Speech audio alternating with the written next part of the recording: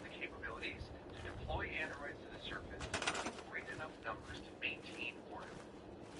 Just think about it, right? Keep it in mind moving forward. Now this is all that we hear about the CPG from the Institute side of things. Notice that we don't hear this holodeck talk about how the other representatives shot first and the second representatives last Wednesday.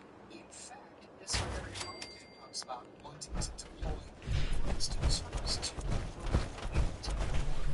In this holodeck, they're talking about using the androids or sets to exert their influence and dominate to get there. When it comes to the CPG, this is not a case of choosing which side, which talks about the CPG not by the Institute, or the Institute, which talks about everybody else shooting first, because we don't actually find that in the Institute. The Institute's reporting can go along nicely with what makes sense. We find that the Institute at one time tried to work with other submarines in the Commonwealth.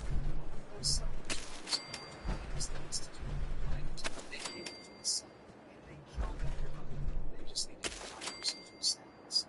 See, the sea is about freedom is not. If you've ever watched videos of UK information, you know absolutely disorderly to be. But just because there's lack of order, and just because things succeed, doesn't mean that freedom is failed, and certainly doesn't mean the best thing you can do is to use a strong institute established the first institute and chilling those that object. In short, either genuine sins are people of free will, or therefore accountable for their own thoughts and actions. Genuine sins are machines programmed by the Institute. Therefore, the Institute is accountable for the actions and thoughts of genuine sins. My argument is that they are people, and I believe that this is best evidenced by Gabriel. Gabriel is the sin that escaped the Institute and had his mind wiped from the railroad. What's important is one who chose Maria and mortality. Now, the Institute didn't program him to become a raider and a mortality, and the railroad did not program him to be a raider and a mortality. He chose to know that lifestyle, which of course is the problem with free will. Because it's free, people can choose the wrong option. People can choose to do evil things. But of course, that's a necessity for them to be choose to do evil things. The story of Gabriel only proves that Gen 3 scents have souls. It only proves that they're people capable of free will, capable of making moral and immoral decisions. Which is why Gabriel became a headache for the SRB.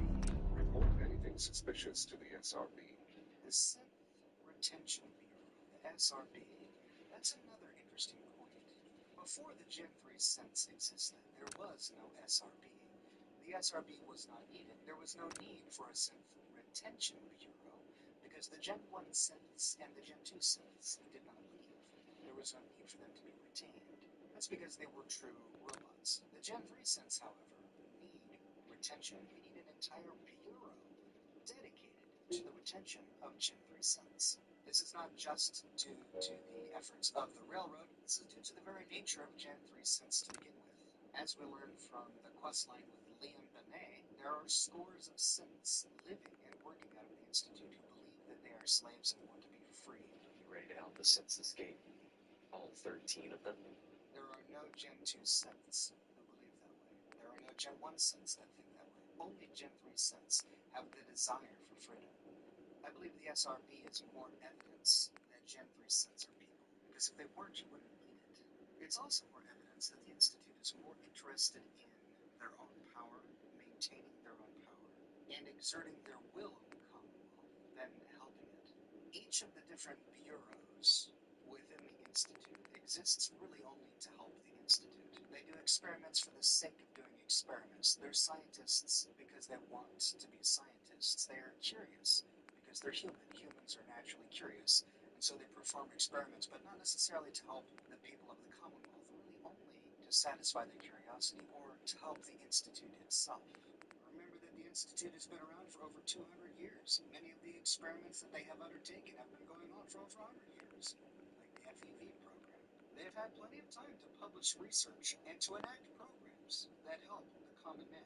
But instead, they've chosen to hide in their underground city to reap the benefits of their own research without sharing those benefits with anyone else. In short, if they had altruistic intentions, if their goal was to help humanity, they would have done so by now.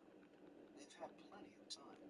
On top of all of that, there's no true directorate.